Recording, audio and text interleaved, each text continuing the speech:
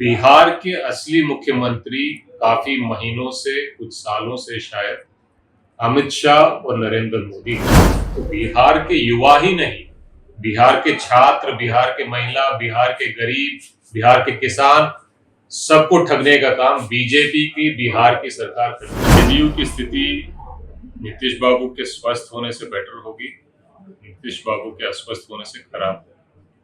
बाकी कोई आएगा जाएगा, जेडीयू के स्वास्थ्य का फर्क नहीं पड़ेगा।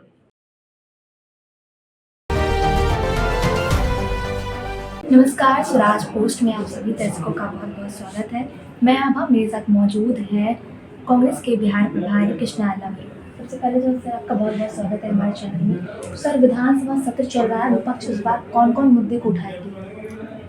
जी, बिहार में आज के डेट में सबसे बड़े मुद्दे जो हैं, एक चुनाव चोरी का मुद्दा है और एक लॉ एंड ऑर्डर का मुद्दा है। ये दोनों मुद्दे विपक्ष सदन में मजबूती से उठाकर बिहार की आवाज बनकर सरकार, सत्ता से जवाब मांगे। सर, जदयू में निशान फुलाने की बहुत जोरों शोरों से मांग हो रही है। क्या लगता है कि अगर निशान जदयू में आते हैं तो जदयू की स्थिति जो है बेहतर हो जाएगी?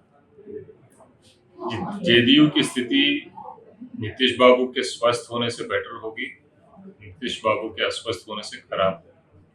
बाकी कोई आएगा जाएगा, जेडीयू के स्वास्थ्य का फर्क नहीं पड़ेगा। सर, बिहार में अपराध बढ़ता ही जा रहा है, इसको लेकर क्या कहें? इस बार सदन में बिहार के जो असली मुख्यमंत्री हैं, उनको सदन और बिहार की जनता को जवाब देना चाहिए। मैंने एक शब्द प्रयोग किया, असली मुख्यमंत्री बिहार के। आज बिहार के असली मुख्यमंत्री नीतीश जी नहीं है, वो सिर्फ नाम और मुखौटा है। उनकी स्वास्थ्य ठीक नहीं है और हम चाहते हैं कि वो जल्द से जल्द ठीक हो। बिहार के असली मुख्यमंत्री काफी महीनों से, कुछ सालों से शायद अमित शाह और नरेंद्र मोदी हैं। तो हमारी मांग ये रहेगी कि अमित शाह और नरेंद्र मोदी बिहार विधानसभा में आकर नीतीश बाबू की कुर्सी पर बैठकर, क्योंकि वो चला रहे हैं सरकार, गुंडा राज और एसआईआर पे जवाब दे, क्योंकि असली मुख्यमंत्री वही है। नीतीश जी को तो उन्होंने सिर्फ मुखौटा बना रखा है, उनको सारे लॉ एंड ऑर्डर के गलत काम सब बीजेपी करवा रही है और नीतीश बाबू का नाम खराब कर रही है। कांग्रेस की तरफ से जो रोजगार मेला लगाया गया है, इसको लेकर कहा जा रहा है कि युवाओं को ठगने का काम किया गया, कोई भी नौकरी नहीं दी गई। अगर आप इस पे जाके देखेंगे तो हजारों में तादाद में ऑफर लेटर्स कंपनियों ने दी।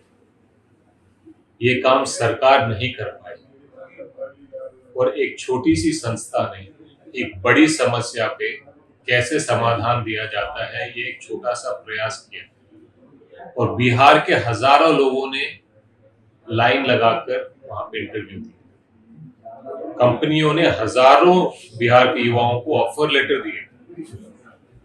तो जो असली ठगाई बिहार के युवाओं की हो रही है, वो बीजेपी के सरकार के द्वारा हो रही है।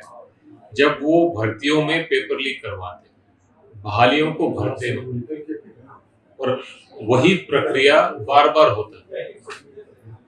तो ठगाई युवाओं की बिहार की बीजेपी सरकार कर रही है, क्योंकि उनके राज में पेपर लीक करवाते हैं, बार बार करवाते हैं, खाली पदों को भरते नहीं है और रोजगार देते नहीं है। उल्टा किसान जो काम करता है उसको क्रिमिनल बोला जाता है।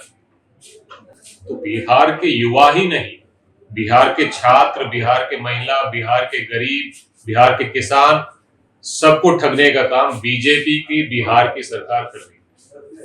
आपको लगता है कि अगर नीतीश जी ठीक होते तो जीवेश मिश्रा को मंत्रिमंडल से हटा देते?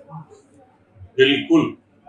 जिस दिन जीवेश मिश्रा का ऊपर यह आरोप लगा था, उसी दिन नीतीश बाबू हटा देते। इसीलिए मैं कहता हूं कि नीतीश बाबू आज मुख्यमंत्री सिर्फ नाम के हैं, काम के नहीं। असली काम मुख्यमंत्री का मोदी जी और शाह कर रहे हैं और वो जीवेश मिश्रा को नहीं हटा रहे हैं।